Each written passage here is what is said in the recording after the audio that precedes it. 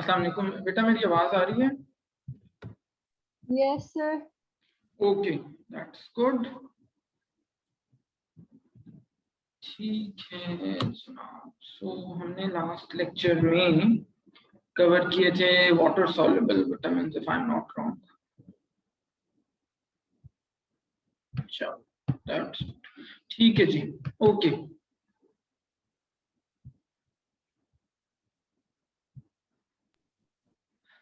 ठीक है। सो आज हमने स्टार्ट करना है अपना नेक्स्ट टॉपिक, और आपकी जो रेफरेंस बुक है उसके पेज नंबर 57 पे मैं हूँ।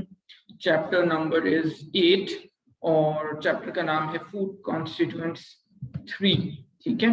सो पहले हम काफी सारे फूड कॉन्स्टिट्यूएंट्स कवर कर चुके हैं। We have already covered water, carbohydrates, lipids, proteins, और फिर हमने विटामिन को भी कवर किया। हमने पहले फैट सोल्युबल विटामिन किए, and then we also did the water soluble vitamin. ठीक है। So now we are moving towards the last food constituents, last major food constituents you can say, which are minerals.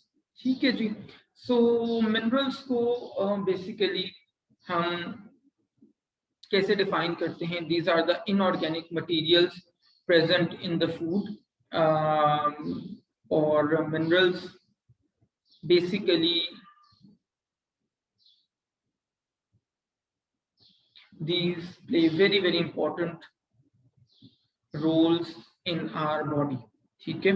So minerals के बगैर हमें, या minerals की deficiency के साथ हमें बहुत सारी डिजीजेस डेवलप हो सकती हैं, या same goes for the excess as well.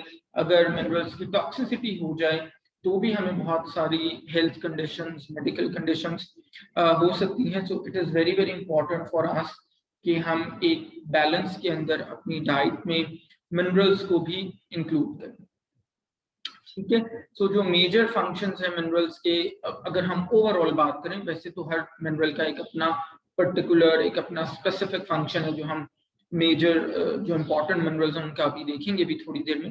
So overall अगर हम बात करें तो आपको पता है कि minerals are classified as the micronutrients, और आपको ये भी पता है दो कैरेक्टरिस्टिक्स माइक्रोन्यूट्रिएंट्स के पता है। फर्स्ट कैरेक्टरिस्टिक इज कि these are required in smaller quantities on daily basis, यानी कि नॉर्मली मिनरल्स माइक्रोग्राम्स या मिलीग्राम्स के अंदर रिक्वायर्ड होते हैं।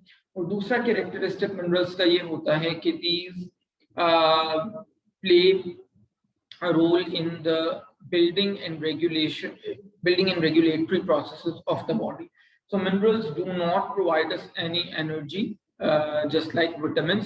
So जैसे अगर हम विटामिन की भी बात करते हैं तो इनसे हमें कोई एनर्जी नहीं मिल रही होती, भले हम कितना भी विटामिन ए या डी या ई या के का इंटेक करें, या for that matter water soluble vitamin का इंटेक करें, या अब हम मिनरल्स के बारे में यही कह रहे हैं, हम जितना मर्जी आयरन या कैल्शियम या फॉस्फोरस या पोटेशियम या मैग्नीशियम को कंज्यूम करें, we do not get any energy from these. ठीक है। इनसे हमें कोई किसी किस्म की एनर्जी नहीं मिलती।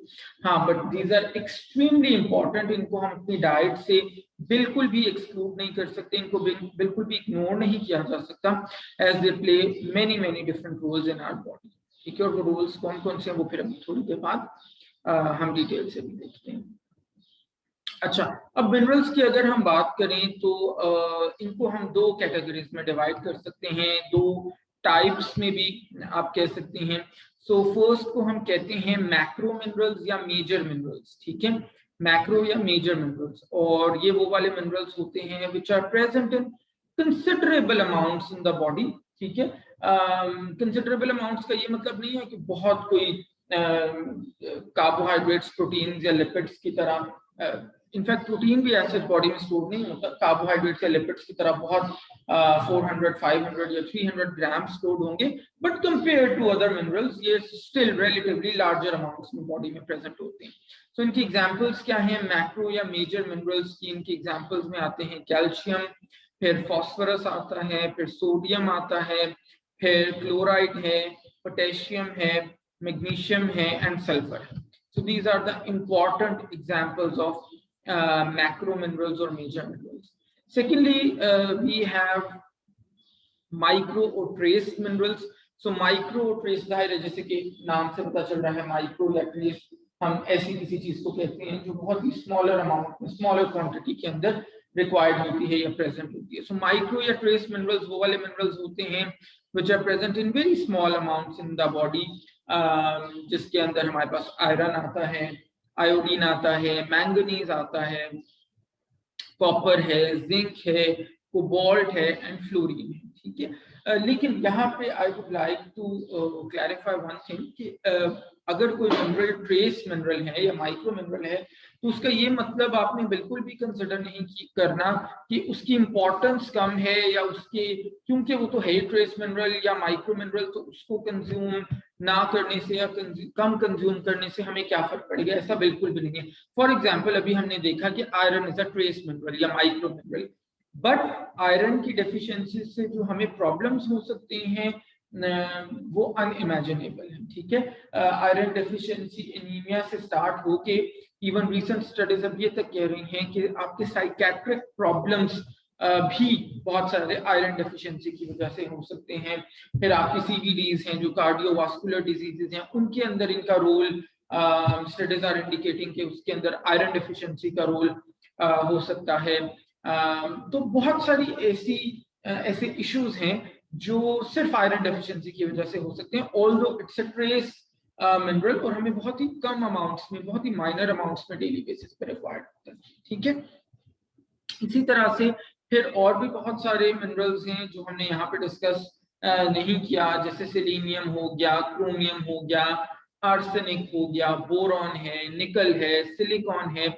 These are also found in very very minute amounts in the body, but इन सब के अपने अपने बड़े इंपॉर्टेंट फंक्शंस हैं हमारी बॉडी के अंदर, और उन तमाम फंक्शंस को परफॉर्म करने के लिए बहरहाल व्हाट वी नीड इज के तमाम मिनरल्स हमारी डाइट से हम इनको ले सकें, ठीक है।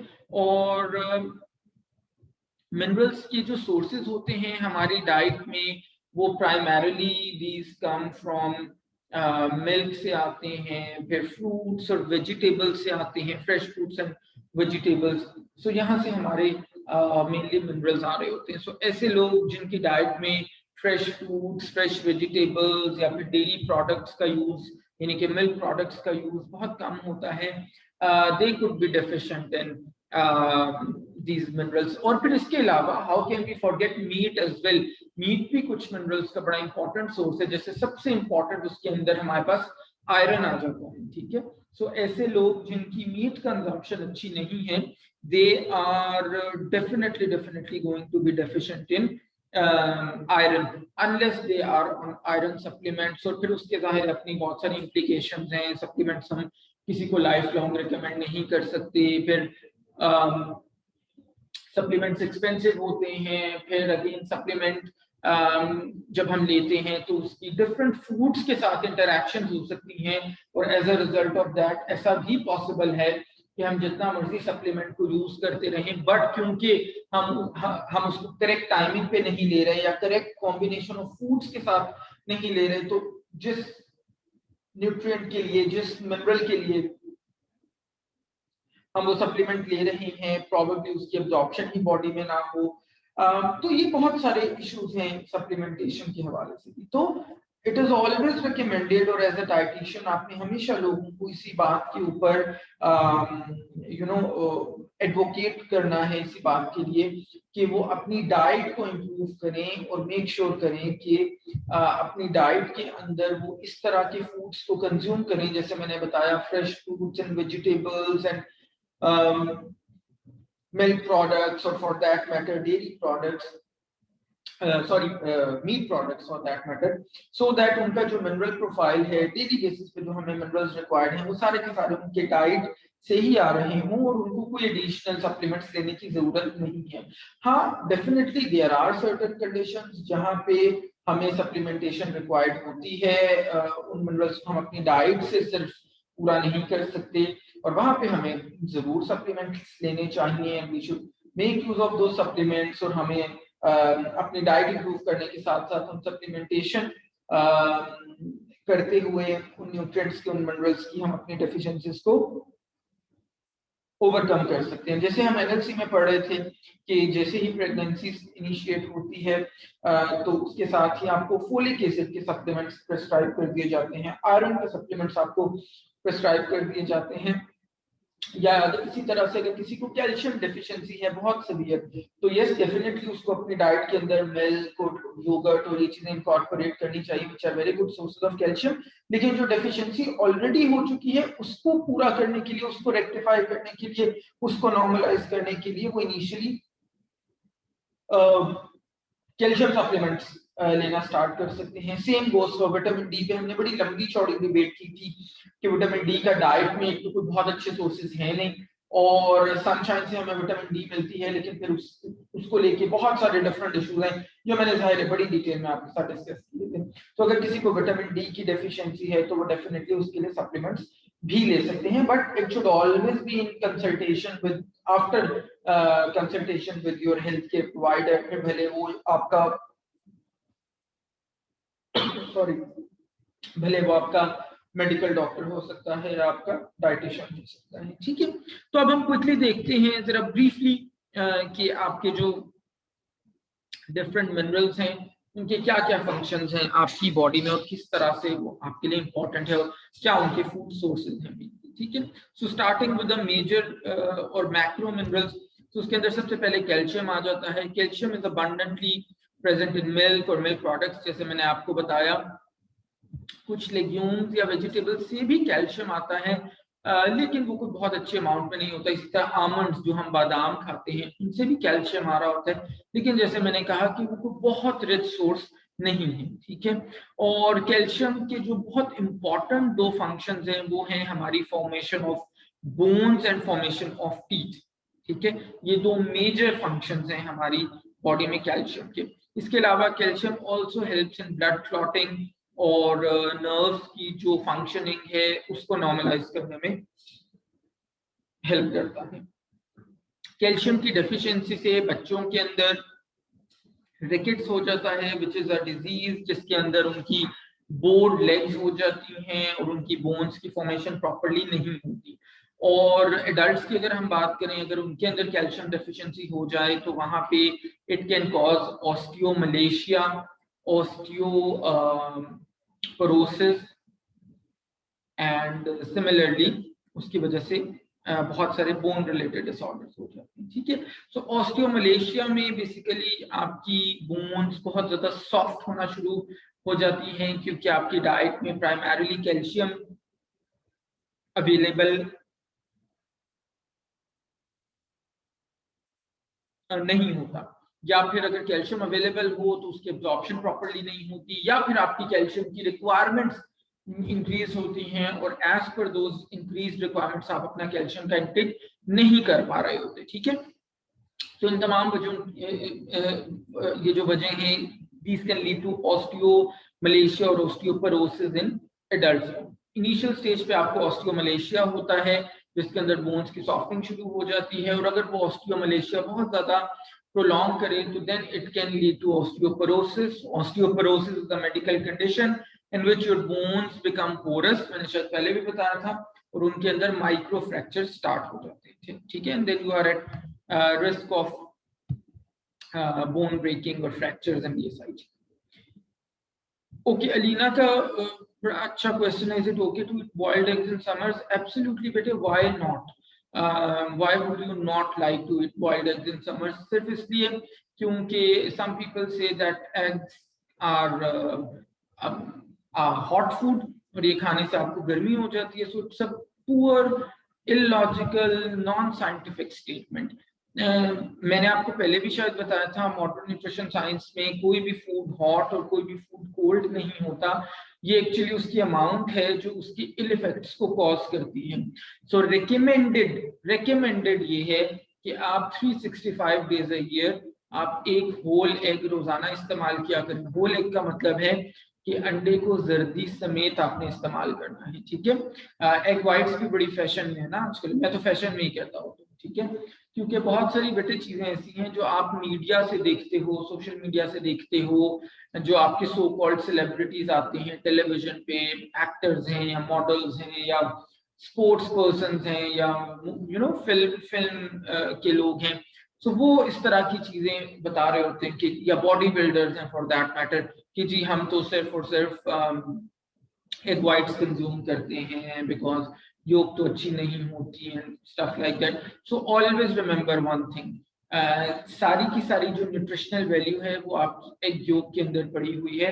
Egg white is also good no doubt, लेकिन egg white is the source of protein only. So अगर आप सिर्फ एग वाइट कंज्यूम करते हैं तो आप एग से सिर्फ और सिर्फ प्रोटीन ले रहे हैं, और जब आप एग को पूरा इस्तेमाल करते हैं, एग योग कंज्यूम करते हैं, तो उसमें आपको प्रोटीन के साथ साथ बेनतहा इंपॉर्टेंट न्यूट्रिएंट्स मिलते हैं। बल्कि sometimes I also say this to my students कि एग एक तरह का आपका एक नेचुरल मल्टीविटामिन है, ठीक है।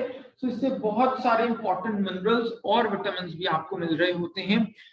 yes, it does contain cholesterol on an average। एक एग में तकरीबन कोई 180 मिलीग्राम्स के करीब ऑन एन एवरेज कोलेस्ट्रॉल होती है, और हमें पूरे दिन में आइडियली 200 मिलीग्राम्स कोलेस्ट्रॉल से ज्यादा इंटेक नहीं करना चाहिए, ठीक है। तो पहली बात तो एक है, अगर आप एक एग को कंज्यूम करते हैं रोजाना, तो आप अपनी रिकमेंडेड कोलेस्ट्रॉल इंटेक जो है उससे कम ही है। दूसरी चीज बेटे इसके अंदर ये इंपॉर्टेंट है कि रिमेंबर कि रीसेंट जो अब एविडेंस आ रही है वो ये है कि हमारा जो डाइटरी कोलेस्ट्रॉल है उसका इफेक्ट हमारे ब्लड कोलेस्ट्रॉल पे बहुत ही कम है। यानी दो तरह का कोलेस्ट्रॉल है, एक कोलेस्ट्रॉल हमारी बॉडी खुद बनाती है जो हमारे ब्लड में सर्कुलेट कर रहा होता है, और एक कोलेस्ट्रॉल वो है जो हम अपनी डाइट से लेते हैं। सो जब हम एग कंज्यूम कर रहे हैं, या जब हम we eat a lot of fatty food, nihari हो गई और पाए हो गए और बीफ हो गया, और इस तरह का जब खाना हम खाते हैं तो उससे हमारे डाइट से कोलेस्ट्रॉल जाता है। तो अब रीसेंट एविडेंस हमें ये कह रही है कि अगर हम डाइट से कोलेस्ट्रॉल लेते हैं तो उसका हमारे ब्लड कोलेस्ट्रॉल पे कोई ज्यादा सिग्निफिकेंट इफेक्ट नहीं है, और हमारी बॉडी इतनी स्मार्ट है कि जब हम डाइट से कोलेस्ट्रॉल ज्यादा लेते हैं तो उस दिन हमारी बॉडी जो है वो कोलेस्ट्रॉल को सिंथेसाइज करना कम कर देती है, ठीक है। So naturally body tries to maintain an equilibrium. अच्छा, अब इस बात को दूसरी एक्सट्रीम पे नहीं ले जाना कि प्रॉबेबली मैं ये कहने की कोशिश कर रहा हूँ कि आप दिन में 1 किलो भी निहारी और 2 किलो भी पाए खाएं तो आपको कोई फर्क नहीं पड़ेगा, डेफिनेटली पड़ेगा। I am talking about moderation at the end of the day, ठीक है। तो वो जो हमने लोगों को होल एग से डराया हुआ है ना कि अंडे के अंदर कोलेस्ट्रॉल होता है, तो भाई कितना कोलेस्ट्रॉल होता है अंडे, जो कोलेस्ट्रॉल हमें निहारी से और पाए से और फैटी फूड जो हम बेकरी से परचेज करके खा रहे हैं उससे तो हमें डर नहीं लगता, लेकिन एक अंडा बेचारा जो हमारा नेचुरल फूड है which is such a good multivitamin, natural multivitamin, जैसे कि मैंने कहा, उससे हमें बहुत डर लगता है, और वो हमें सिर्फ एग वाइट्स खानी है, लेकिन बेकरी प्रोडक्ट्स हमें रात के 12 बजे भी डिलीवरी करके खानी है, ठीक है। तो ये वो चीजें हैं, ये वो मिथ्स हैं which you need to clarify, ठीक है। अच्छा, अलीना का एक क्वेश्चन है, can we 2 eggs per day? बेटे आपकी एज में, जैसे आप लोग हो जिस एज में, और आपको कोई मेडिकल कंडीशन नहीं है, तो yes you can eat 2 eggs per day, कोई उसमें इतनी कोई खतरनाक बात नहीं है, कोई हरज की बात नहीं है। हाँ, अगर 40 इयर्स बियॉन्ड इंडिविजुअल है, या कोई मेडिकल कंडीशन है, हाइपरटेंशन है, कोई heart related condition, cardiovascular disease है, तो फिर then one whole egg per day is more than enough। अच्छा, इसके अंदर भी अब पहले ये होता था कि जैसे ही किसी को पता चला कि जी मुझे कोई हार्ट रिलेटेड कंडीशन है या ब्लड प्रेशर है, तो उसमें इमीडिएटली हम ये रिकमेंड करते थे कि जी आप सिर्फ और सिर्फ एग व्हाइट्स कंज्यूम करें। लेकिन अब की एविडेंस, जैसे मैंने बताया, वो ये कह रही है कि इवन जिन लोगों को हार्ट प्रॉब्लम है वो भी 5 whole eggs पर वीक 5 whole eggs ले सकते हैं, यानी हफ्ते में 5 दिन वो whole egg ले लें रोजाना, और 2 दिन जो है वो एग व्हाइट्स ले सकते हैं, ठीक है। अच्छा जी, क्वेश्चन है लीना का, how is eating eggs related to BP? इसी तरह से बेटे जो मैंने बताया आपको कि बेसिकली एग कंज्यूम करने से आपका कोलेस्ट्रॉल हाई हो सकता है, आपका जो डाइटरी कोलेस्ट्रॉल एग से आ रहा है वो कोलेस्ट्रॉल आपके ब्लड कोलेस्ट्रॉल लेवल्स को इंक्रीज कर सकता है, ठीक है। और उसकी वजह से आपका ब्लड प्रेशर जो है वो इंक्रीज हो जाएगा। बट अगेन जैसे मैं बार बार ये चीज बता रहा हूँ कि जो रीसेंट एविडेंस है वो ये कह रही है कि डाइट से जो हम कोलेस्ट्रॉल कंज्यूम कर रहे हैं उसका ब्लड कोलेस्ट्रॉल पे कोई ज्यादा इफेक्ट नहीं है, ठीक है। अच्छा, क्वेश्चन है बड़ा interesting, are duck eggs healthier than chicken eggs? तो मुझे देखना पड़ेगा बेटे डक एग का profile, only then I can answer you more effectively. लेकिन चलो just give me a minute, मैं जरा कंफर्म करूं इसको हमारा फूड कॉम्पोजिशन टेबल से। Just give me a minute, let me open it and let me confirm it so that मैं आपको अभी के भी आंसर कर सकूं, अदरवाइज फिर मुझे भूल जाएगा।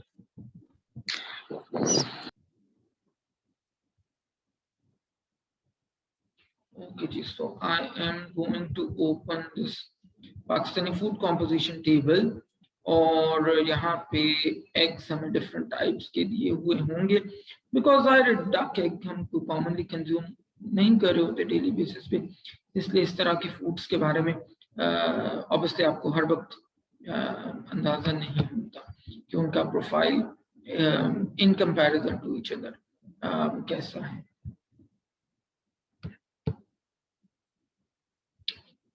Here I can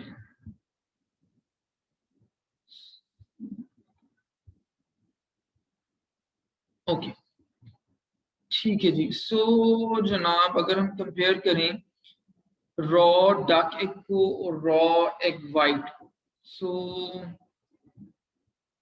3.5 grams protein, but there is absolutely no difference in chicken egg और डक एग। न्यूट्रिशनल प्रोफाइलिंग में इसकी देख रहा हूँ 100 ग्राम्स अगर हम एग लेते हैं पर 100 ग्राम्स में बात कर रहा हूँ चिकन का, तो उससे हमें तकरीबन 50 कैलोरीज मिलती हैं और डक से 53 कैलोरीज। अगर प्रोटीन की बात करें तो दोनों से ही हमें 10.5 ग्राम्स प्रोटीन मिल रहा है। अगर मैं फैट की बात करूं तो दोनों से ही एब्सोल्युटली नेग्लिजिबल 0.1% 0.1 ग्राम्स फैट मिल रहा है। कार्बोहाइड्रेट्स 1.4 और 1.6 अगेन बिल्कुल सिमिलर मिल रहे हैं। फाइबर एग से खैर हमें मिलता नहीं होता वैसे, और जो मिनरल कंटेंट है वो भी दोनों का एब्सोल्युटली कोई मैच कर रहा है, ठीक है। तो भले आप चिकन एग कंज्यूम करो या आप डक एग कंज्यूम करो, आपको उनका जो न्यूट्रिएंट प्रोफाइल है उसके अंदर कोई आपको ज्यादा डिफरेंस नजर नहीं आ रहा, ठीक है। So in terms of nutritional value both are almost same. Maybe only one thing which I can see is कि जो जिंक की अमाउंट है वो डक एग से ज्यादा आ रही है और चिकन एग से कम है। That is the only difference I can see, other than that there is no difference, ठीक है जी। अच्छा क्वेश्चन है सर, आई हैव सर लेकिन जो हमारे पास डक की एक टाइप होती है स्वान मुर्गाबी, उसका एग हम लोगों ने यूज किया था, लेकिन उनकी जो यॉक होती है वो बहुत ज्यादा थिक होती है, मींस के एज कंपेयर टू हैन के अगर हम लोग एग्स वगैरह देखें तो इसका क्या फिर इसमें कोई एज इट इज डिफरेंस वगैरह नहीं होगा इसकी न्यूट्रिटिव वैल्यू में? देखो मैंने इसीलिए मैंने एविडेंस के साथ फूड कॉम्पोजिशन टेबल से कंपेयर करके आपको बताया, ठीक है, क्योंकि जाहिर है मुझे वर्बली ऐसे याद नहीं था, मैंने आपको क्लियरली बता दिया है कि कोई इसके अंदर डिफरेंस नहीं है, ठीक है। अच्छा जी, तायात इज आस्किंग, नहीं ऊपर रमीशा का भी कोई क्वेश्चन था मेरी नजर से गुजरा। Some people use calcium, Ramisha का क्वेश्चन है calcium pills to overcome deficiency of calcium, so is it safe to use? Again a very good question. बेटा देखो, अगर आपको कैल्शियम डेफिशिएंसी है, लेट्स से आपकी वाली एज है और आप अपना टेस्ट कराते हो सीरम कैल्शियम, ब्लड से हमें पता चल जाता है ब्लड टेस्ट से कि उसमें कैल्शियम की कितनी हमारी रेंज है। तो लेट्स से कि आपको पता चलता है कि जी आपको कैल्शियम डेफिशिएंसी है, तो उसमें what you can do is कि इनिशियली आप कैल्शियम सप्लीमेंट लेना स्टार्ट करो। वो आपको पता है मार्केट में एक बड़े मशहूर ब्रांड की ऑरेंज से कलर की आती है पिल, जिसको आप पानी में डाल देते हो तो फिर आपको ऑरेंज वो फिजी ड्रिंक की तरह का वो लगता है देखने में, ठीक है। तो वो आप लेना स्टार्ट कर सकते हो एक रोजाना, लेकिन उसमें आप 3 से 4 वीक वो लो और फिर उसके साथ साथ अपनी डाइटरी कैल्शियम इंटेक को इम्प्रूव करो। जो आपका मिल्क इंटेक है, जो आपका योगर्ट इंटेक है, that should be really really good. और आप उसके बाद slowly and gradually calcium pills को टेपर ऑफ करते करते बिल्कुल खत्म कर दो। देखो, कोई भी सप्लीमेंट आप लाइफ लॉन्ग नहीं ले सकते, ना आपको लेना चाहिए, उसके साइड इफेक्ट्स आना शुरू हो जाते हैं। फॉर एग्जाम्पल, अगर आप कैल्शियम पिल्स का जैसे पूछ रही हो, अगर बेटे आप अनचेक कैल्शियम सप्लीमेंट पिल फॉर्म में लेते रहोगे तो it could cause you kidney stones, और आपको वो फिर रिमूव कराना पड़ सकती है। ठीक है, ये मैंने एक एग्जांपल दी है। इसी तरह फॉर एग्जांपल, अगर मैं विटामिन सी, अभी कोविड के टाइम पे लोगों ने भर भर के विटामिन सी लेना शुरू कर दिया, थिंकिंग एज इफ जितना ज्यादा विटामिन सी हम लेंगे उतना ही ज्यादा हमारी इम्यूनिटी इंप्रूव होगी और कोविड हमें नहीं होगा, which was so wrong. Vitamin C on an average हमें 90 मिलीग्राम्स मेल्स को चाहिए होता है पूरे दिन में, 75 मिलीग्राम्स फीमेल्स को चाहिए होता है। अगर आप एक अमरूद, एक गावा रोज कंज्यूम करते हैं तो आपको कोई तकरीबन 230-40 मिलीग्राम की रेंज में उससे विटामिन सी मिल जाता है। तो अब जरा इमेजिन करो कि हम आधा गावा कंज्यूम करके भी अपनी रोजाना की विटामिन सी रिक्वायरमेंट पूरी कर सकते थे, लेकिन लोगों ने क्या किया, सप्लीमेंट अब्यूज करना शुरू कर दिया। सो मच सो मुझे किसी के लिए जरूरत थी विटामिन सी लेने की सप्लीमेंट, और मैं उसके लिए लेने गया तो द फार्मेसी टोल्ड मी कि जी विटामिन सी के सप्लीमेंट्स बिल्कुल शॉर्ट हुए में और पीछे से आ ही नहीं थे, क्योंकि इतने ज्यादा लोगों ने कंज्यूम करने शुरू कर दिए थे कोविड जब फर्स्ट वेव नई आई थी।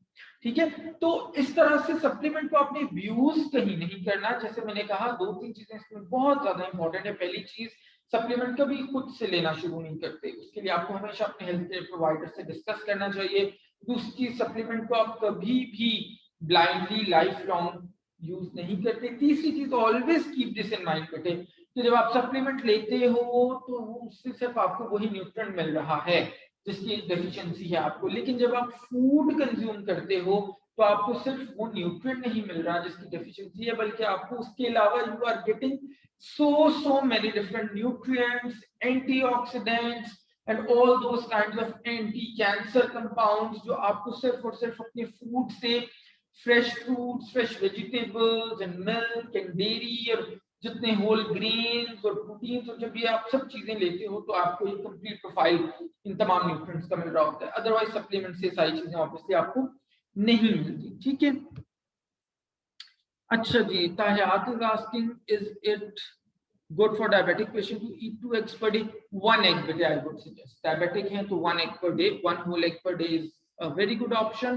और उसके साथ अगर मजीद उनका दिल है तो फिर 2 से 3 egg whites ऐड कर लें, whole egg एक ही रखें दिन में। ठीक है, Aisha is asking, sir, many times you hear that while food processing or cooking some nutrients are lost, are minerals also lost while processing, or iron can be lost while cooking meats or some profile remain? Very good question. अभी हमने वैसे आपका छोटा सा and पे दिया हुआ है पैराग्राफ, अभी हम उसमें डिस्कस भी कर लेते हैं कि which are the minerals which are lost during cooking. बिल्कुल, कुछ मिनरल्स हैं जो हीट लेबाइल हैं। हीट लेबाइल का मतलब है कि वो minerals LABILE labile, so heat labile वो वाले मिनरल्स हैं जो which are sensitive to heat, और जब हम उनको हीट करते हैं तो वो डीनेचर हो जाते हैं, वो डिस्ट्रॉय हो जाते हैं, और as a result of that हमें वो मिनरल्स नहीं मिल रहे होते। ठीक है जी। Isha is asking, some people when dieting avoid eating egg yolks, so like is it good we should consume egg yolks along with or not? पहली चीज तो बेटा ये कि देखो, जो आपने टर्म यूज की ना डाइटिंग, हमारी मॉडर्न न्यूट्रिशन साइंस में कोई डाइटिंग की टर्म नहीं है। सो आज से 15 साल पहले अगर आप डिग्री कर रहे होते, 15 साल पहले आप क्या कर रहे थे? कुछ भी नहीं कर रहे थे, घर पे थे, मेरा ख्याल स्कूल भी नहीं जाते होंगे। ठीक है, सो अगर उस वक्त आप अपनी डिग्री कर रहे होते तो it would have made sense अगर आप टर्म यूज करो डाइटिंग। हम कोई डाइटिंग के टर्म यूज नहीं करते बिकॉज एक्चुअली ये कोई फेनोमेना है ही नहीं। डाइटिंग किस चीज को हम कहते हैं? अपने आप को भूखा रह के मारने का नाम है हमारे पास डाइटिंग। ठीक है, so we do not recommend it at all. पहले होता था जब हमें अवेयरनेस नहीं थी, जब रिसर्च इतनी रोबस्ट हमारे पास नहीं थी, एविडेंस नहीं थी, कि डाइटिंग के क्या क्या सो कॉल्ड जो डाइटिंग है उसकी क्या क्या इल इफेक्ट्स हैं हमारी बॉडी के ऊपर, ठीक है। तो we do not use the term dieting, हम ऐसा रिकमेंड ही नहीं करते।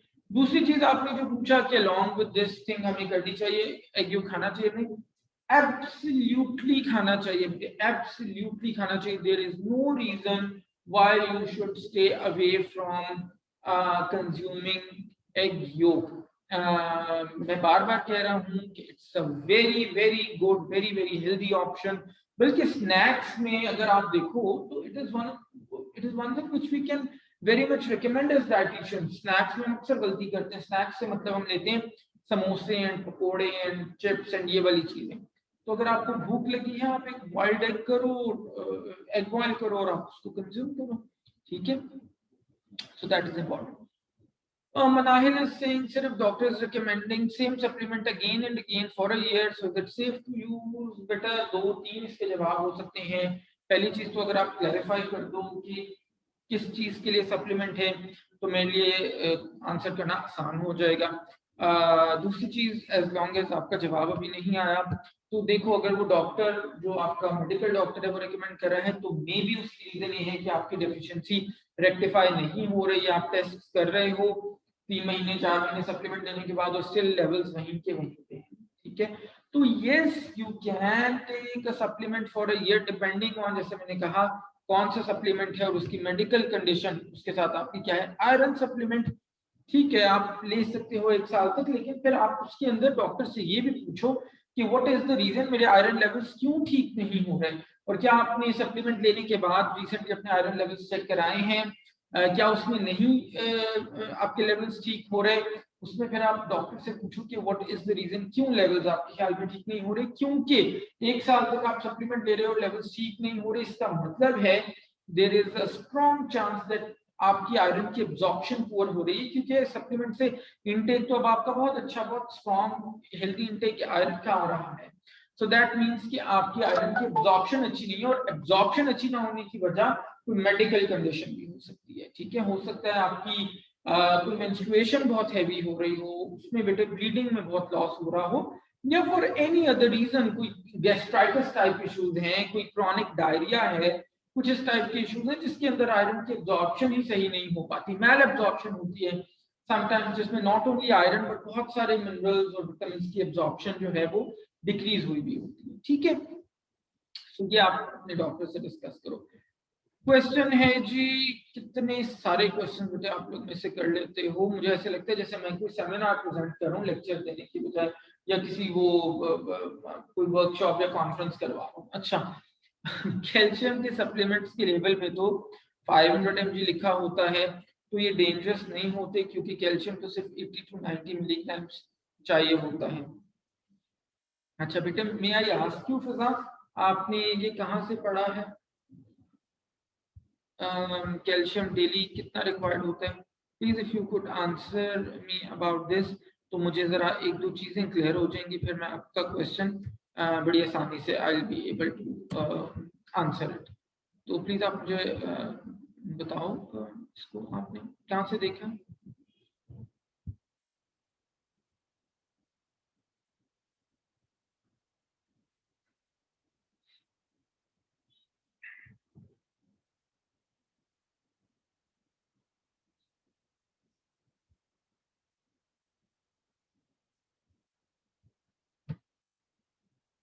फिजा बेटे, अगर आप मुझे बताओगे तो मैं आपका आंसर आपको आसानी से कर सकूंगा।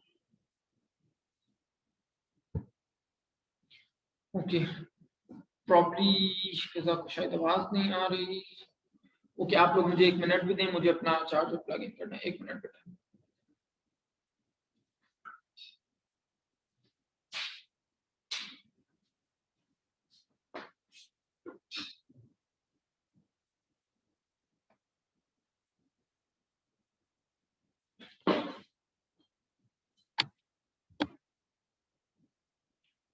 ओके जी, फिजा कह रही हैं ओहो सर आपने बताया था अभी for girls 80 mg and for mails 90 mg। बिल्कुल भी नहीं बेटे, मैंने विटामिन सी बताया था कि एडल्ट मेल्स को 90 मिलीग्राम चाहिए होता है और एडल्ट फीमेल्स को 75 मिलीग्राम चाहिए होता है, ठीक है। तो अब अगर यही चीज आपने बाहर जाके किसी को बताई होती तो उसने कहना था कौन सा गधा पढ़ा रहा है तुम लोग को न्यूट्रिशन, ठीक है। तो इंसल्ट किसकी होनी थी, मेरी होनी थी, ठीक है। सो बी वेरी वेरी केयरफुल। इसलिए मैंने आपसे पूछा था कि हमारा जो कैल्शियम रिक्वायरमेंट है बेटे अडल्ट्स का, मेल्स एंड फीमेल्स का, वो 1000 मिलीग्राम होता है। कितना? 1000 मिलीग्राम्स पर डे हमें रिक्वायर्ड होता है, ठीक है। तो कैल्शियम हमें अच्छी भली अमाउंट में चाहिए होता है डेली बेसिस पे। 1000 मिलीग्राम्स कितना होता है? 1 ग्राम, ठीक है।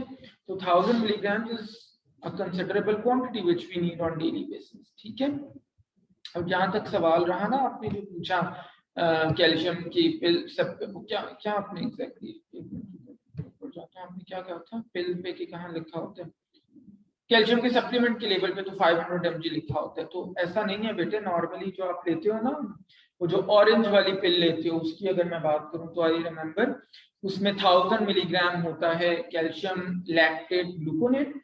और एग्जैक्टली मुझे इत्तेफाक से भी मैं कल परसों किसी को दे रहा था तो मेरे जहन में 327 मिलीग्राम उसमें कैल्शियम कार्बोनेट होता है, ठीक है।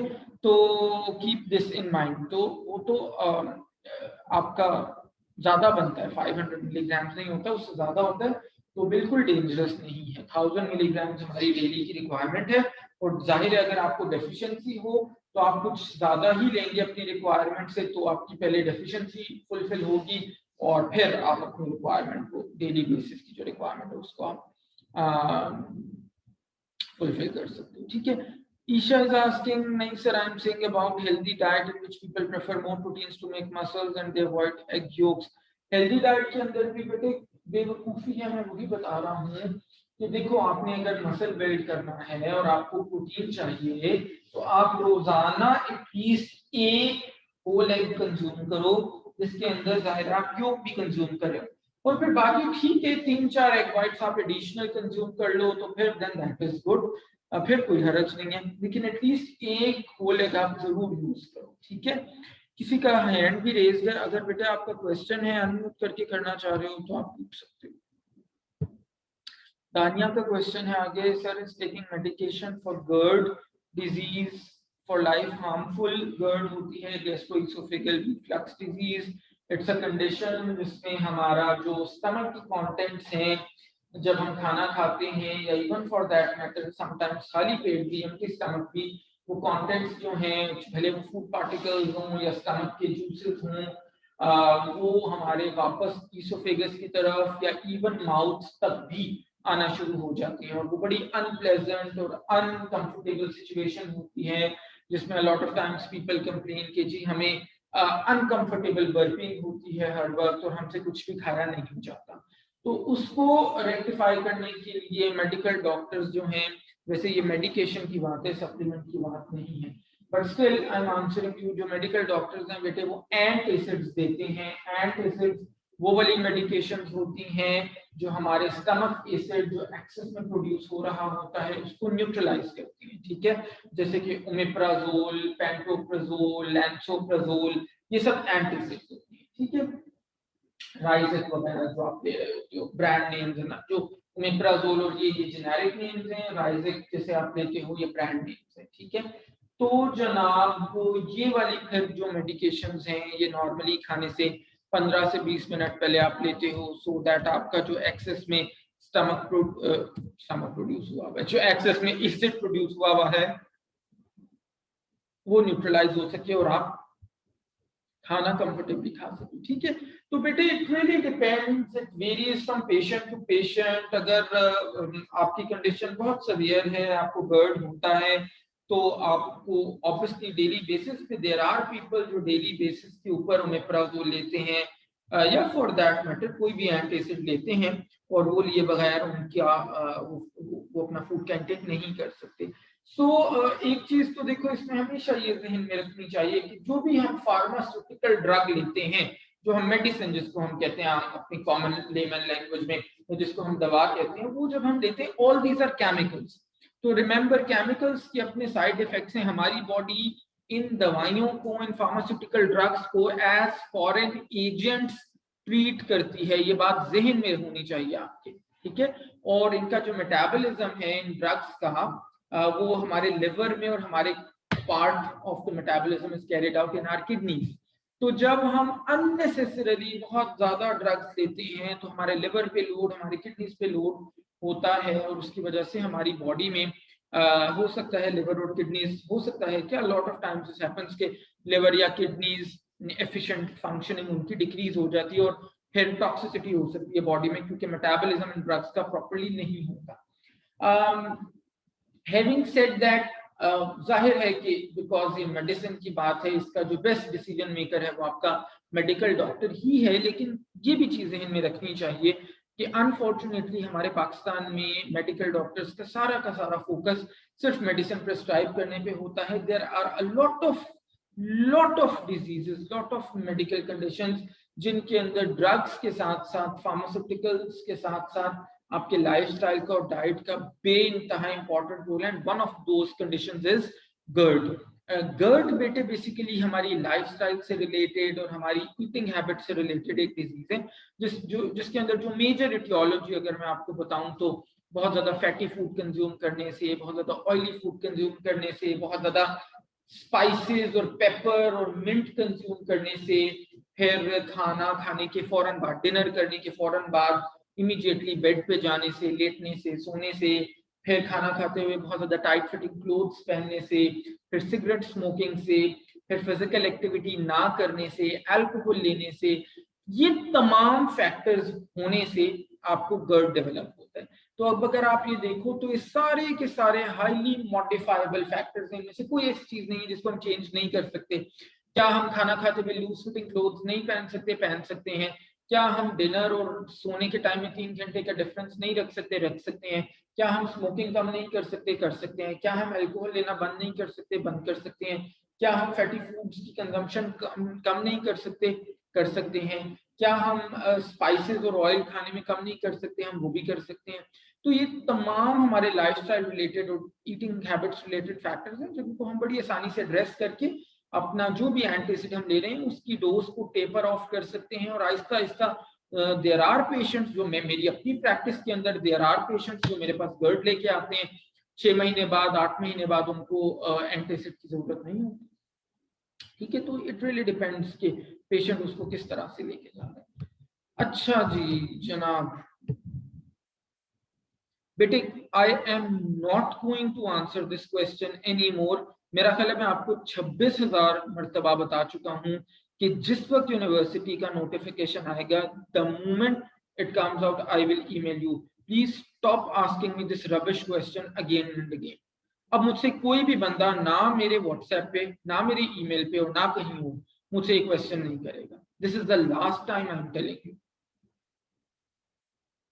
और प्लस क्लास के अंदर हम इतनी बेटे सीरियस डिस्कशन करें। मेरा कोई दिमाग तो खराब नहीं है कि मैं बैठ के आपको 10,000 इंफॉर्मेशन ऐड ऑन दे रहा हूं। मैं भी बाकी लोगों की तरह आराम से लेक्चर दूं और साइड से निकल जाऊं। आप लोग 50,000 क्वेश्चंस मेरे से कर रहे होते और मैं आपको वो आंसर दे रहा हूं और आप इस किस्म के क्वेश्चंस बीच में कर रहे हो।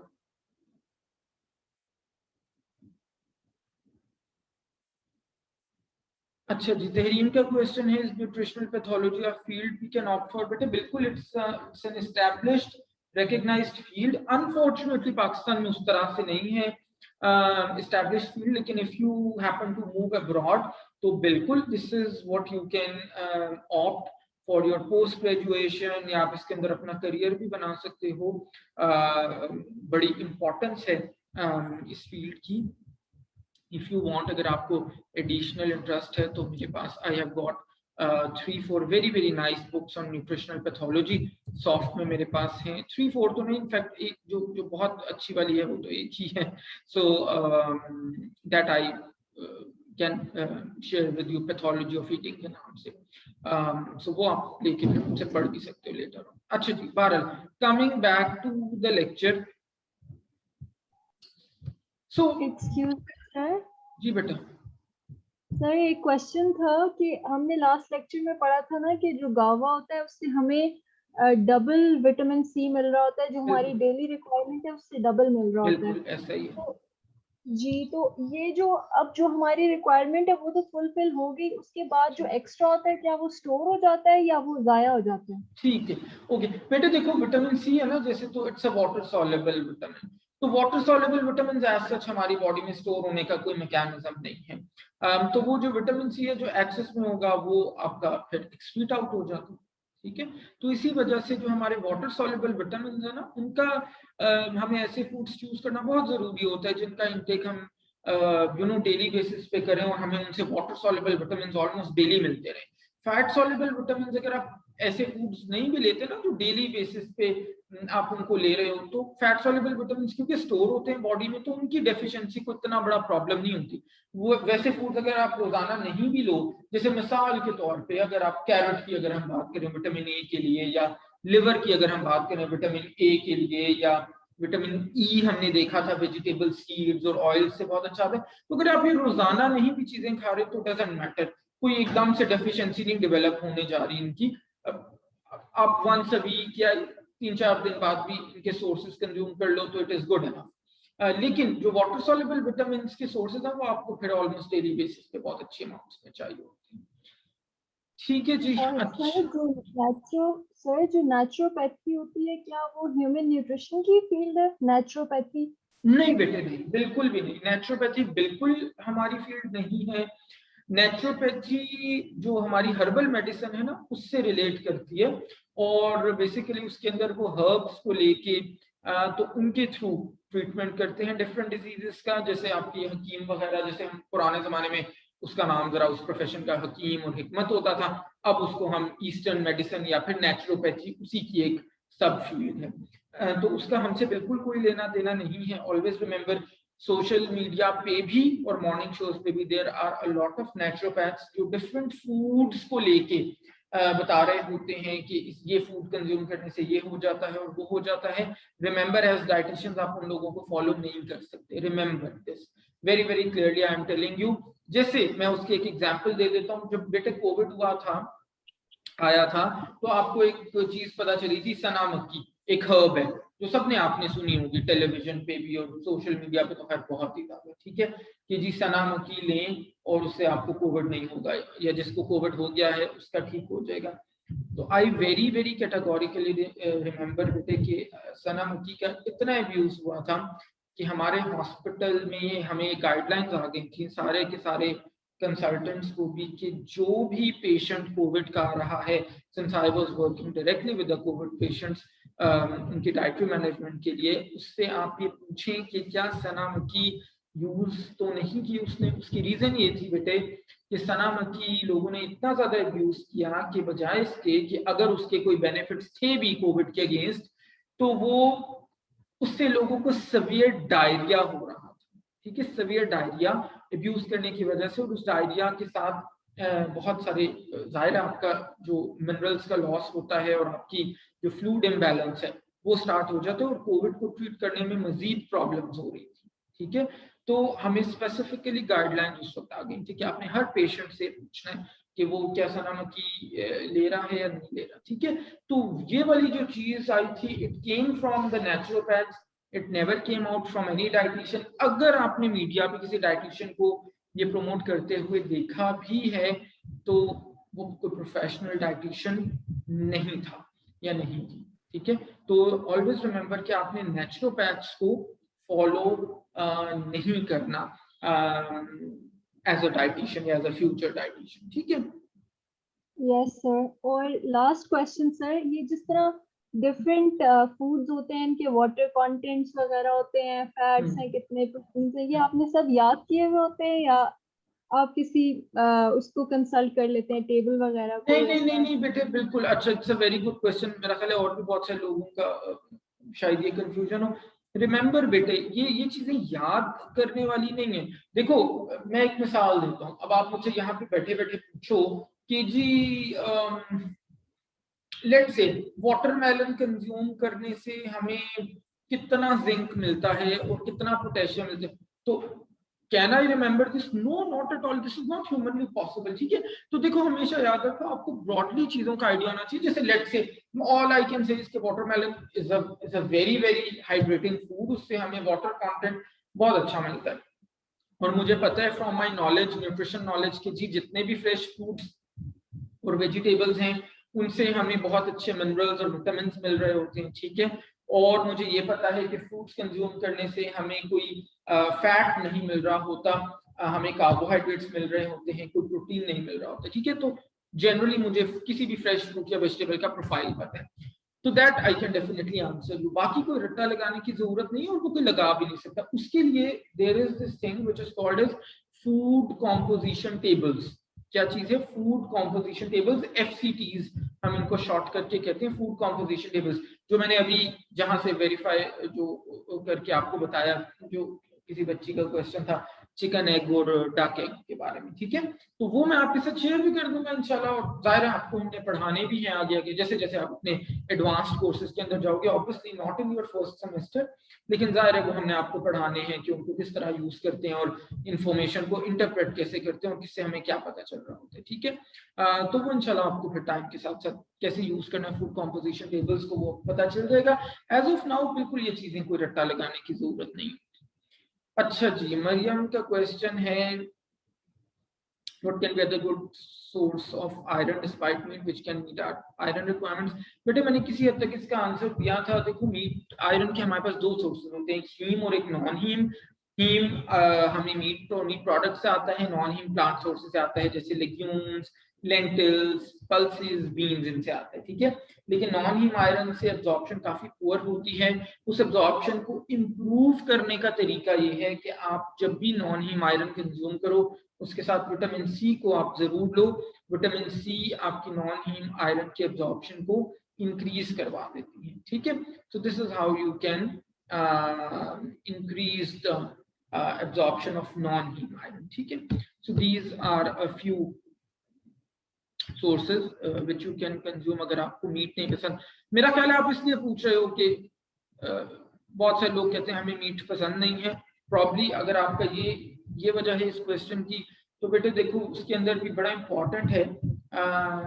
अगर आपको रिलीजियस या कोई कल्चरल या इकोनॉमिक कंस्ट्रेंट्स नहीं है, इकोनॉमिक कंस्ट्रेंट्स भी है ना लोगों के, जैसे फॉर एग्जांपल अगर आप रूरल एरियाज में चले जाओ पाकिस्तान की अगर हम बात करें, तो a lot of people can not afford meat. वो मीट ही नहीं ले सकते, भले उनको जितना मर्जी कोई किसी ने न्यूट्रिशन की डिग्री ही क्यों नहीं की हुई, या जितनी मर्जी उसको अवेयरनेस है, उसको पता है आयरन के अच्छे सोर्सेज क्या हैं, बट जेब में पैसे होने भी तो जरूरी है ना। वो परचेजिंग पावर भी आपकी होनी चाहिए, economically financially I am talking about, तो वो भी जरूरी है। तो उसके अंदर बल्कि किसी जमाने में पहले कहा जाता था जो हमारी लेंटिल्स होती हैं, दालें होती हैं, poor man's meat. Poor man's meat कि गरीब आदमी का जो गोश्त है ना वो लेंटिल्स है, दालें हैं, यानी कि वहां से वो प्रोटीन और तमाम चीजें ले सकते हैं। बट आजकल तो खैर रिडिक्युलसली दालें जो हैं वो चिकन से महंगी हैं। ठीक है, पाकिस्तान में तो हम वो भी नहीं कह सकते। तो कह मैं रहा था कि अगर आपको कल्चरल, रिलीजियस, फाइनेंशियल बैरियर्स नहीं है तो डेफिनेटली आपको लोगों को हीम आयरन कंज्यूम करने के लिए एनकरेज करना चाहिए, क्योंकि फिर जैसे मैं हमेशा कहता हूँ कि फूड जब आप कंज्यूम करते हो तो फिर उसके एडिशनल बेइंतहा बेनिफिट्स भी आपको मिल रहे होते हैं, not only that particular nutrient. ठीक है, लास्ट क्वेश्चन अभी के लिए मैं ले रहा हूँ, फिर हम मजीद कुछ पढ़ लेते हैं, फिर बाकी क्वेश्चन बाद में ले लेते हैं। अच्छा जी, रमीशा का क्वेश्चन है fresh fruit juices are safe for diabetic patient? बेटे अगर तो डायबिटीज कंट्रोल्ड है तो आप half a cup fresh fruit juice दे सकते हो डायबिटिक्स को, आधा कप। ठीक है, एक वक्त में, उससे ज्यादा नहीं। लेकिन अगर डायबिटीज अनकंट्रोल्ड है तो फिर तो बिल्कुल भी नहीं। जूस का प्रॉब्लम ये होता है कि जूस बहुत जल्दी हमारी एब्जॉर्ब होते हैं ब्लड स्ट्रीम में, और ब्लड स्ट्रीम में जाके ब्लड शुगर लेवल्स को बहुत जल्दी स्पाइक अप करा देते हैं। तो फिर इसलिए फ्रूट जूसेस चाहे वो डब्बे का हो चाहे वो फ्रेश हो, कोई बिल्कुल भी अच्छी ऑप्शन नहीं है डायबिटिक्स के लिए। अगर किसी ने बहुत अच्छे से अपनी डायबिटीज कंट्रोल की हुई है, बड़ी स्टेबल ब्लड शुगर लेवल्स हैं, कोई फ्लक्चुएशन नहीं होती, तो फिर आप एक वक्त में आधा कप फ्रेश फ्रूट का जूस, वो भी डब्बे का नहीं, वो आप ले सकते हो। इससे ज्यादा नहीं। हाँ, अगर समटाइम्स ये होता है कि लो ब्लड शुगर की वजह से पेशेंट बेहोश हो गया है या बिल्कुल अनकॉन्शियस होने की करीब है, लो ब्लड शुगर की वजह से, रिमेंबर हाइपोग्लाइसीमिया उसको बोलते हैं। तो अगर दैट इज द कंडीशन तो फिर आप जरूर एक कप फ्रेश फ्रूट का जूस दे सकते हो उसको, ठीक है। बट वो you have to be sure कि जी पेशेंट वाकई लो ब्लड शुगर की वजह से ही बेहोश हुआ है, ठीक है। अच्छा जी, हम यहाँ पे ब्रेक करते हैं 10 मिनट का, और आप लोगों ने बिल्कुल पढ़ाने देखिए आज questions although were very very good, but ये है कि ये चीज ज़हन में आप अपने रखो, या आप मुझसे जितने क्वेश्चंस पूछते हो, मैंने डे 1 पे बड़ा कैटेगोरिकली आपको ये चीज बताई थी कि मेरे लेक्चर्स की जो भी डिस्कशन होती है वो मेरे पेपर्स का पार्ट एंड पार्सल होती है। तो अभी जो भी चीजें आप मेरे से पूछते हो इनको फिर याद भी रखा करो, नोट डाउन किया करो, पॉइंट्स किया करो जो भी है। और फिर अगेन मैंने आपको हमेशा बेटे ये चीज बताई है कि यूनिवर्सिटी लेवल की जो लर्निंग है ना, एटलीस्ट मेरा ये व्यू पॉइंट है जो इंटरनेशनली जैसे होता है, और उसी चीज को मैं जितना प्रैक्टिकली पॉसिबल हो इम्प्लीमेंट करने की कोशिश भी करता हूँ। वो ऐसा नहीं होता कि आपने किसी किताब से पढ़ना शुरू किया और बस A to Z कोई रट्टा लगाया और बंद कर दिया। जैसे हम भी रेफरेंस बुक यूज कर रहे हैं, बिल्कुल हम उसको लेके चल रहे हैं, लेकिन आप लोग जो साइड में क्वेश्चंस करते हो ढेर सारे, और मैं तो आपको एक्स्ट्रा इंफॉर्मेशन अपने पास से, अपने एक्सपीरियंस से, अपने क्लिनिकल एक्सपीरियंस से जो चीजें बताने की कोशिश करता हूँ, उनसे आपको फिर उन चीजों से प्रैक्टिकली बहुत ज्यादा फायदा होता है, ठीक है। तो वो आपको सिर्फ फिर किताब पढ़ने से चीजें नहीं मिलती, वो आपको जब तक आप अटेंटिव होकर क्लास नहीं लोगे तो वो चीजें जाहिर है आपको उस तरह से समझनी है। जब जिस तरह ये सारी बातें हमने आज डिस्कस की है, ये जाहिर है आपको किसी किताब में तो नहीं आपको इस तरह से लिखी हुई इनके कुछ जवाब मिलेंगे, ठीक है। तो वो चीजें डिस्कशन से ही जनरेट होती हैं और डिस्कशन से ही फिर समझ में भी आती है। तो चले जी, हम ब्रेक करते हैं। मेरे लैपटॉप उस वक्त 1:27 हो रहे हैं, 10 मिनट का हम ब्रेक करते हैं पूरे, और 10 मिनट बाद वापस आते हैं। I will stay online but मेरा माइक म्यूट रहेगा। 10 मिनट के हम ब्रेक के बाद कंटिन्यू करते हैं लेक्चर, ठीक है बेटा। ओके जी, so we are back. So हम बेसिकली डिस्कस कर रहे थे मेजर और मैक्रो मिनरल्स, उसमें कैल्शियम हमने देखा था। नेक्स्ट वन इज फॉस्फोरस, ठीक है। फॉस्फोरस का जो बड़े रिच सोर्सेज हैं वो सिंपल से आपने बात ध्यान में रखनी है कि एक तो हमारे मिल्क या मिल्क प्रोडक्ट्स, और दूसरा मीट या मीट प्रोडक्ट्स, ठीक है। मीट प्रोडक्ट्स के अंदर एग्स भी शामिल हैं। तो ये दो हमारे मेजर फूड्स हैं जहां से हमें फॉस्फोरस मिल रही होती है, ठीक है। फॉस्फोरस के जो फंक्शंस हैं along with calcium, it is very much required for the proper formation of bones and teeth। और इसके अलावा आपको पता है कि हमारी बॉडी में there are certain compounds present which are known as phospholipids, ठीक है। और phospholipids are definitely made up of phosphorus along with other molecules। और phospholipids हर सेल का एक इंटीग्रल पार्ट होते हैं, ठीक है। so these two are major function of phosphorus. फिर अगर हम सोडियम की बात करें तो सोडियम आपको पता है कि हमारी डाइट में सबसे जो इसका एक मेजर सोर्स है वो कॉमन जो हम टेबल सॉल्ट कंज्यूम करते हैं NaCl, वहां से हमारे पास आ रहा होता है, ठीक है।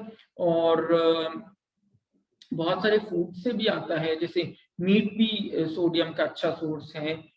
मीट या मीट प्रोडक्ट से हमें सोडियम मिल रहा होता है। फिर आजकल ये तो नेचुरल फूड्स हैं जहां से हमें सोडियम आता है। आजकल अगर हम बात करें प्रोसेस्ड फूड्स की, तो they contain a lot of sodium, and probably one of the reasons के हाइपरटेंशन हमारे पास बहुत ज्यादा क्यों हो रही है आजकल, उसकी रीजन ये भी है कि हम बहुत ज्यादा प्रोसेस्ड फूड्स और बहुत ज्यादा हम जो है अल्ट्रा प्रोसेस्ड फूड्स को हमने कंज्यूम करना शुरू कर दिया, जिसके अंदर ये डिफरेंट टाइप्स के प्रोसेस चिकन, और ये जो हम बड़े 2-3 मशहूर ब्रांड्स के बहुत फेमस ब्रांड्स के हम हर वक्त प्रोसेस चिकन और बहुत सारी, सिर्फ चिकन नहीं, बेइंतहा प्रोसेस जिनकी मीट प्रोडक्ट्स हैं जिनको हम हर वक्त ले रहे होते हैं। और जनाब इसके अलावा फिर हमारी इंस्टेंट नूडल्स हो गई। तो वो कभी आपने देखा है इंस्टेंट नूडल्स का, अगर आप वो जो क्या उसको कहते हैं टेस्ट मेकर, अगर आप उसको देखो तो उसके अंदर अगर आप उसको जरा से टेस्ट करो without adding in the noodles first, तो वो हाउ मच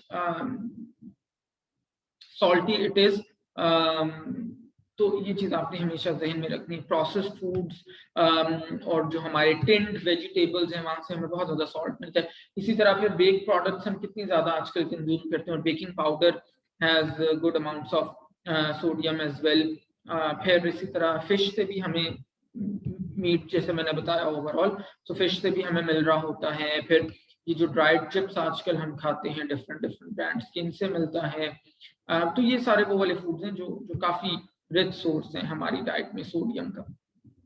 ठीक है, सो सोडियम का जो फंक्शन है सबसे इंपॉर्टेंट, तो हमारी बॉडी के अंदर वाटर कंटेंट को ये रेगुलेट करता है। ठीक है, और इसके अलावा ये है कि जो एक्सेस होता है हमारा सोडियम, वो sodium is very much soluble in water, आपको पता है। ठीक है, तो अगर आपको सोडियम की डेफिशिएंसी हो, सीरम लेवल्स यानी कि ब्लड लेवल्स सोडियम के कम हो, तो फिर हम अकॉर्डिंगली वाटर इनटेक को भी रिड्यूस कर देते हैं, क्योंकि अगर हम वाटर इनटेक रिड्यूस ना करवाएं पेशेंट की, तो फिर जो वो वाटर ज्यादा ले रहे हैं, तो जो रिमेनिंग सोडियम है वो भी उसके अंदर डिसॉल्व होकर बॉडी से एक्सक्रीट आउट हो जाते हैं। ठीक है, तो जब भी पेशेंट को हाइपोनेट्रीमिया हो, हाइपोनेट्रीमिया यानी कि low levels of sodium in the blood, तो हम उसका वाटर इनटेक भी अकॉर्डिंगली रिड्यूस कर देते हैं। ठीक है, जनरली सोडियम की डेफिशिएंसी रेयर ही होती है, क्योंकि जैसे हमने डिस्कस किया कि बहुत सारे फूड्स में, और टेबल सॉल्ट जाहिर है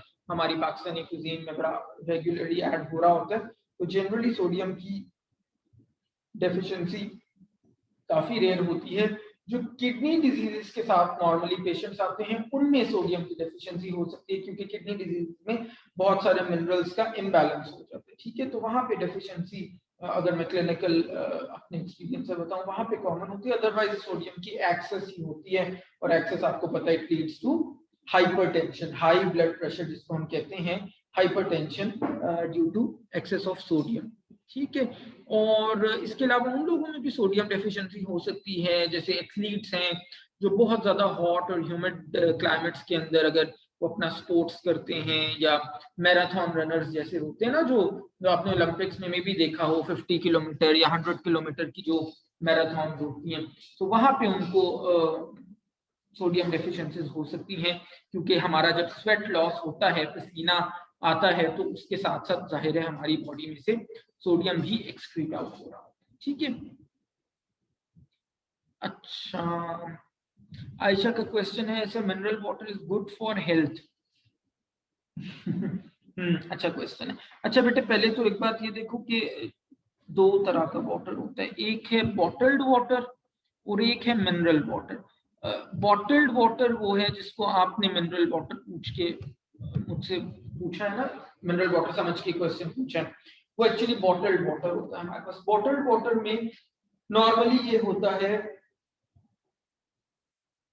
कि आप पानी लेते हैं और उसको आप जो भी प्रोसेस उसको करना है, जैसे भी सेमिनार में भी बात हो रही थी, उसको आप सेफ बनाते हैं फॉर ह्यूमन कंजम्पशन, और आप उसको बॉटल कर देते हैं, बॉटल में डाल देते हैं, that is bottled water. Mineral water की जो डेफिनेशन है वो ये है कि आप वाटर में नेचुरली भी मिनरल्स आते हैं, और वाटर का मिनरल प्रोफाइल फिर आप इंप्रूव करते हैं मिनरल वाटर में, यानी कि कुछ मिनरल्स को एडिशनली ऐड कर रहे होते हैं। ठीक है, तो हाँ, in that case mineral water is a good option.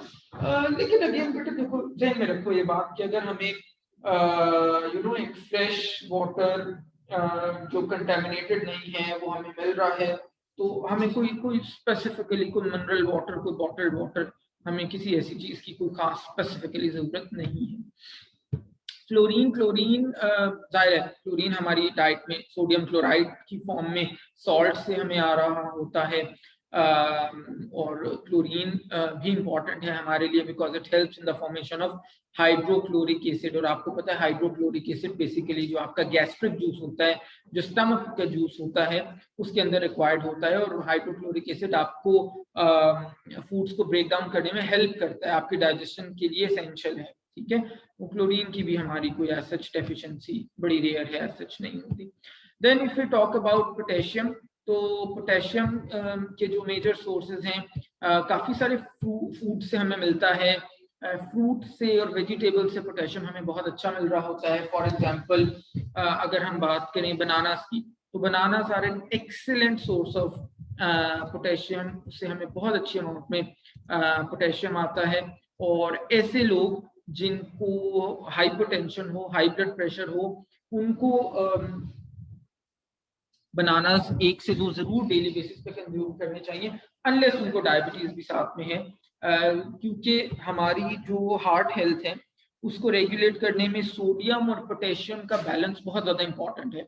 सो जब हम पोटेशियम रिच फूड्स कंज्यूम करते हैं तो पोटेशियम लेवल्स हमारे इंप्रूव होते हैं और सोडियम लेवल्स हमारे नीचे जाते हैं, which is good for control of hypertension, which is good for control of blood pressure. इसके अलावा ऑरेंजेस से भी पोटेशियम हमें आता है। फिर एक बड़ा अच्छा सोर्स होता है स्वीट पोटैटोज, हमारे जो होते हैं शक्कर कैंडी उर्दू में जिसको हम कहते हैं sweet potato. So these are a very very good source of potassium as well. Dates जो हम खाते हैं, खजूरें, उनसे भी पोटेशियम हमें अच्छा मिलता है। ठीक है जी, these are some of the food sources of potassium.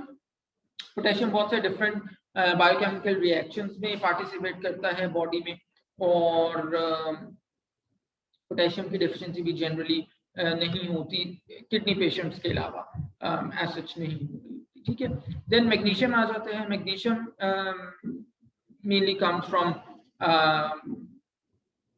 Almost all the foods we consume, सिवाय इसके कि हम बहुत ही कोई वो एनिमल बेस्ड जो फूड्स लेते हैं, बटर हो गया, क्रीम हो गई, हनी हो गया, यहाँ से हमें एज सच, हनी भी खैर एनिमल सोर्स तो नहीं है, लेकिन बटर से, क्रीम से, इन चीज़ों से हमें मैग्नीशियम को अच्छा नहीं मिलता। होल ग्रेन्स हो गए, पल्सेस हो गई, यहाँ से हमें बड़ी अच्छे अमाउंट्स में मैग्नीशियम मिल रहा है। ठीक है, magnesium also takes part in various biochemical reactions as a catalyst भी काम करता है हमारी बॉडी के अंदर। डेफिशिएंसी अगेन इसकी भी रेयर है। लास्ट जो हमारा मेजर या मैक्रो मिनरल है that is sulphur. So sulphur जनाब हमारे पास बेसिकली प्रोटीन सिंथेसिस के अंदर फंक्शन करता है हमारी बॉडी के अंदर। और अगर हम सल्फर की बात करें सोर्सेज की, तो सल्फर हमारे पास नट से आता है, सीड से आता है, मीट या मीट प्रोडक्ट से आता है, फिर इवन आपकी कुछ वेजिटेबल से, ग्रीन लीफी वेजिटेबल से आता है। ठीक है, तो इसके भी काफी वाइड स्प्रेड सोर्सेज हैं,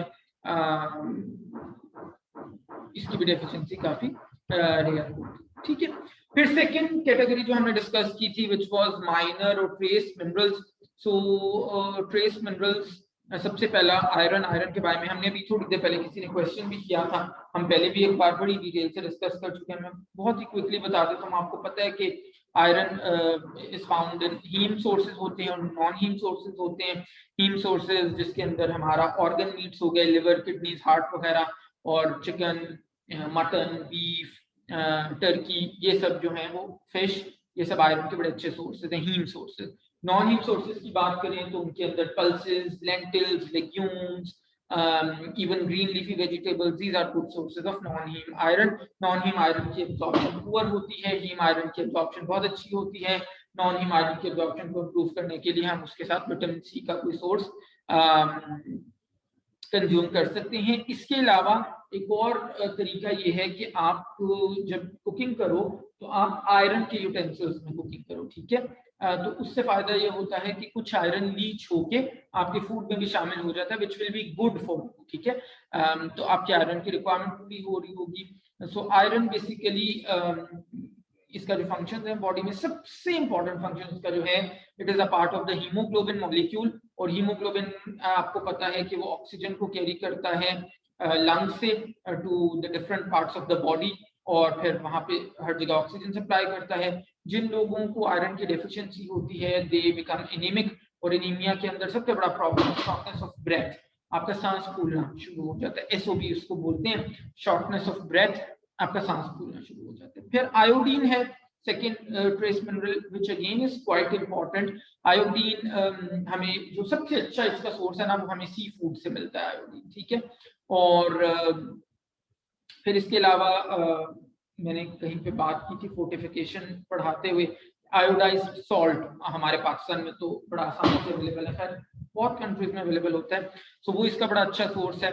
और जनाब इसके अलावा ये है कि आयोडीन के फंक्शंस की अगर हम बात करें तो बेइंतहा इंपॉर्टेंट है आयोडीन हमारे लिए। क्यों?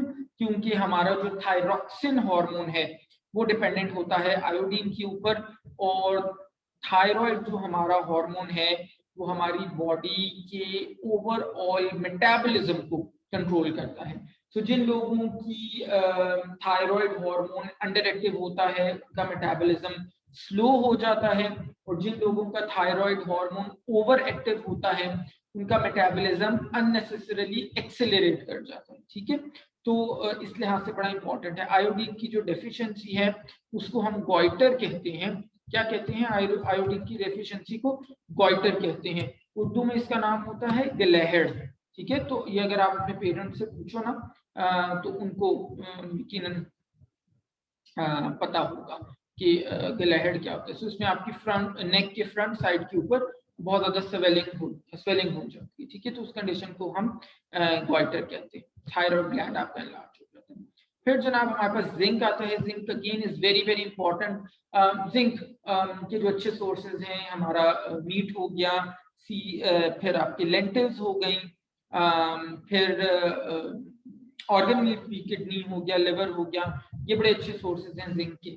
ठीक है, सो जिंक हमारी बॉडी में तकरीबन 200 एंजाइम्स का पार्ट है और हमारी नॉर्मल ग्रोथ के लिए, रिप्रोडक्टिव प्रोसेसेस के लिए बहुत अच्छा है। जिन लोगों का जिंक इंटेक अच्छा है, बल्कि इनफैक्ट हमने एनएलसी में पढ़ा भी है ऑलरेडी लास्ट फ्राइडे जिंक का जो रोल है फर्टिलिटी के अंदर। ठीक है, तो कीप दिस इन माइंड, वो रोल आप यहाँ पे भी मेंशन कर सकते हो। तो ये बड़ा इंपॉर्टेंट है। हाँ, इसके अलावा ये है कि इंसुलिन प्रोडक्शन के अंदर भी जिंक रिक्वायर्ड होती है। ठीक है, और इंसुलिन आपको पता है वो वाला हार्मोन है जो हमारे ब्लड शुगर लेवल्स को क्या करता है? कंट्रोल करता है। ठीक है, तो उस हिसाब से भी जिंक बड़ा इंपॉर्टेंट है, क्योंकि हमारे इंसुलिन लेवल्स को इंसुलिन को प्रोड्यूस कर रहा होता है, जिसकी वजह से हमारे ब्लड शुगर लेवल्स कंट्रोल होते हैं। फिर इसके अलावा कुछ क्वेश्चन है।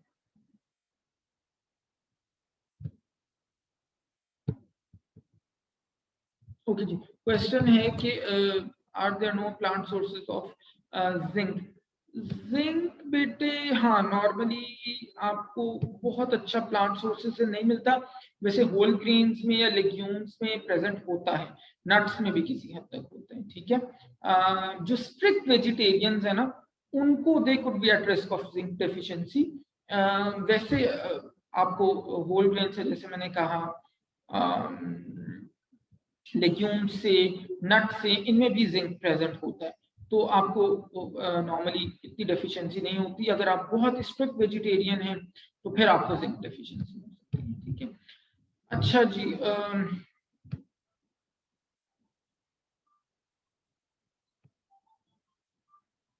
ओके, इसके अलावा बेटे कुछ और ट्रेस मिनरल्स हैं जैसे कि कोबाल्ट।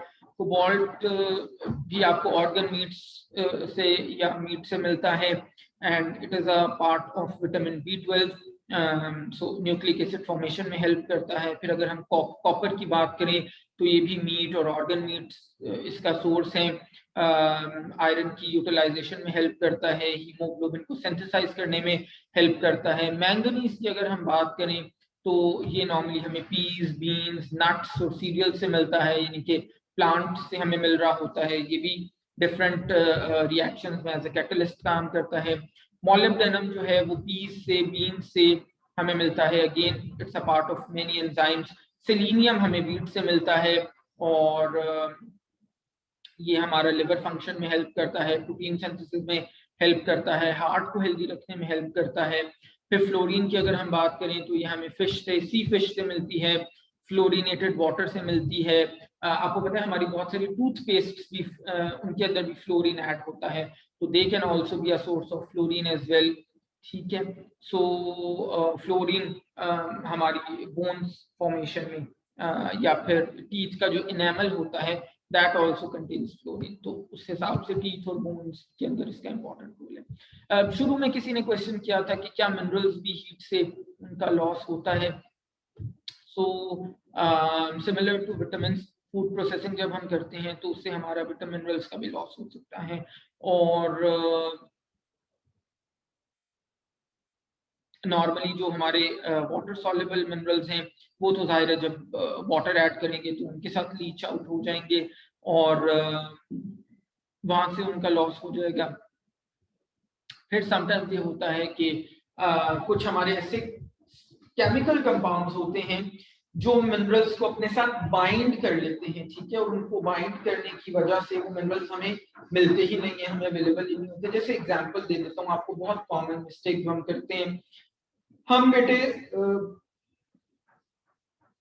अक्सर खाना खाते ही चाय या कॉफी कंज्यूम करते हैं, ठीक है। तो चाय या कॉफी कंज्यूम करने से आपकी जो आयरन है वो टेनिन्स के साथ बाइंड हो जाती है और आपको अवेलेबल नहीं होती। तो इस तरह से आपकी आयरन की अवेलेबिलिटी जो है वो, भले ही जितनी मर्जी आप आयरन रिच डाइट लो, अगर आपने खाना खाते ही 15-20 मिनट्स के अंदर अंदर आयरन या कॉफी का इंटेक कर लिया है तो आपको आयरन कोई ऐसे एब्सॉर्ब नहीं होगी।